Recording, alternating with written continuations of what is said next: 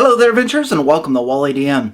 Today we're going to take a look at my picks for the top 5 optional and variant rules that you can find in Dungeons & Dragons 5th edition.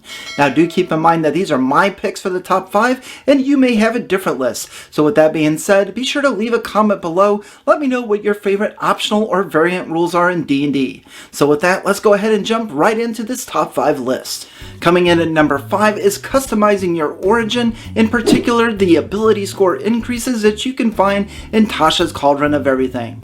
With Tasha's Cauldron, you open it up and right away one of my favorite options are there. You no longer have to be chained to the race as far as a +2 and +1 modifier as to what ability scores they go into.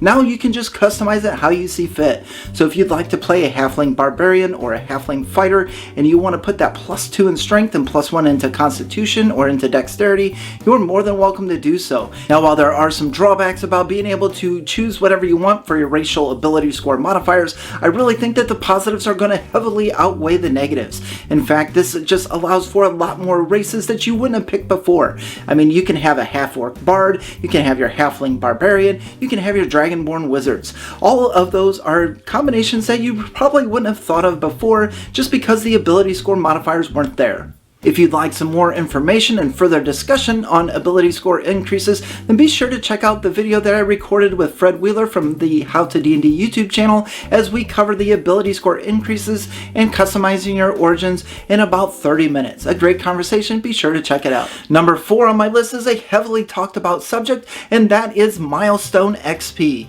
Now, who really wants to count experience points anymore? In fact, the major shift from when I used to play Advanced Dungeons & Dragons to present day has been an overwhelming one. A lot of folks, a lot of DMs in particular, prefer the milestone experience points method. It discourages players from having their characters kill a lot of monsters in order to gain XP to level up, and instead it grants experience points through accomplishing quests, side quests, or major plot points in the story. But do keep in mind that milestone experience points still counts experience points. It's just the fact that the Dungeon Master is assigning an XP value to that. For total freedom with character advancement and level, I would highly suggest taking a look at session-based leveling or doing some type of a hybrid between milestone and session-based on your own. That's what I do. I use session-based leveling and a little bit of milestone mixed in there, but I don't count experience points at all. When I say it's time for the characters to level up, it's usually a good time for that, and it's worked very well for me so far. Now, number 3 on my list is multiclassing, which is kind of funny because a lot of folks don't realize that multiclassing your character is an optional rule. So before you do that as a player, be sure to check with your DM if that is okay and allowed in their game. But honestly, I don't know any GMs or DMs that don't allow multiclassing. It's very well balanced in 5e in my opinion, and you're actually sacrificing some of the higher level abilities of one class to be able to incorporate the best of 2 classes. And honestly, I just think it's a lot of fun, and it leads to a lot of interesting character builds. You can entwine the reason for multiclassing into your backstory, into the story that's developed so far, or if you're just getting stale with the character that you're playing, you can multiclass and give them a different angle or a different persona or something just different that takes the character in a whole new direction. Now, multiclassing for me is fun because I actually have built a few builds like this myself. You can check out my Necromancer, which is a cleric thief build that's on this channel, and stay tuned because, spoiler alert, I have a shadow sorcerer / eldritch knight that I can't wait to present on this channel, coming very soon. With that being said, in the comment section below, let me know your favorite multi-class option. What 2 classes do you like to mix together? What are some of your experiences with it? And what's your favorite character that you multi-class? I'm anxious to know. Be sure to leave a comment below.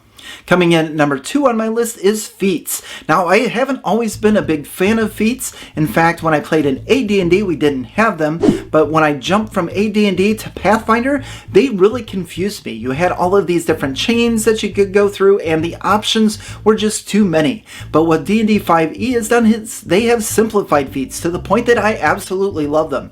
Some of my favorite things to do with Feats is to, when I build a character, is to get that character within a certain ability score at an odd number so that when I take a feat, I'll take one that gives me a +1 modifier to that stat, and it's kind of like getting the ability score improvement plus an additional ability all wrapped up in one.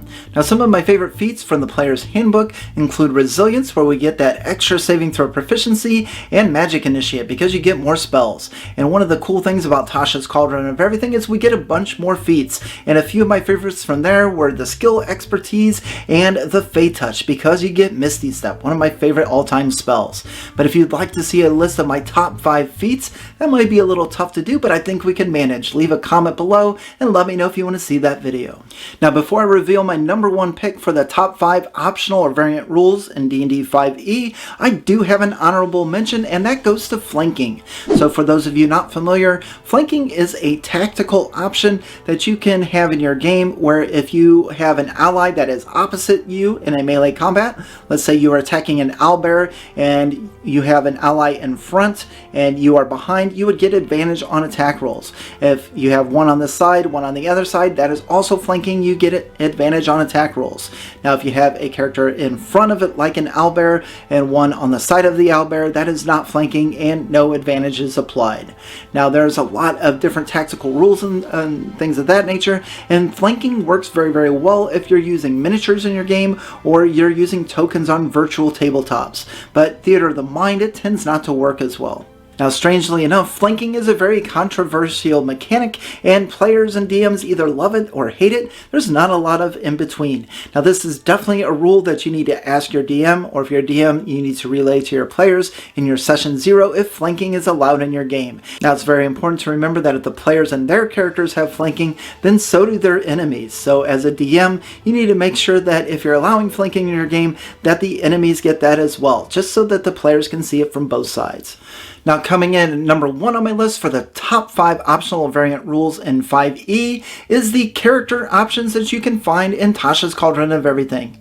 So what Tasha's did for us is it opened up the entire playbook. Now, every single class in D&D 5e has a bunch of new options that you can choose. So you can either choose the original that's in the player's handbook, or you can swap to these new options. Let's take the Ranger, for example. I would never play the Ranger in a game because I was absolutely not a fan of the favored enemy or favored terrain. I thought it was way too limited. So with the Ranger, we can get rid of the favored terrain and the favored enemy, the natural explorer ability, and replace it with the Daunt Explorer, which we get extra languages. We can double the proficiency bonus of a skill that we choose. We can increase our walking speed. We can gain climbing and swimming speeds, and eventually even get temporary hit points. And that's just for the Ranger, and that's a class I never really wanted to play before, but with these new options, I could totally see myself creating a Swarmkeeper Ranger and exploring this class a little bit further. Another example of the optional class rules that you can find in Tasha's is with the Sorcerer.